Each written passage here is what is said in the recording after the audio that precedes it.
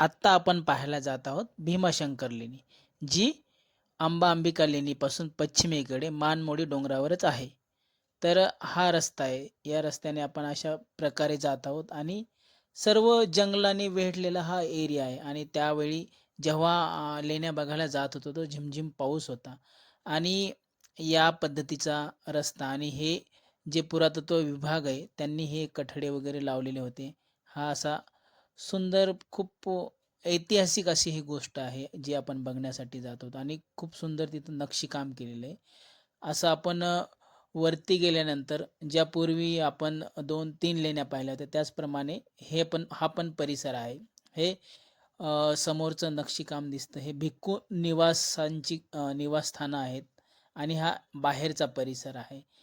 तर आपण लेण्याकडे येत असताना मधमाशाचे पौळ असतात, तर या गोष्टीकडे पण आपण बघितलं पाहिजे आणि बघून आलं पाहिजे.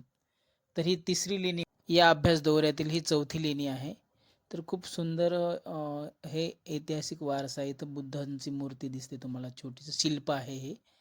तर आतमधला हा परिसर आहे आणि हा बाहेर असं पूर्ण बाहेरून जेव्हा आपण बघत आहे अशा प्रकारचा हा परिसर आहे.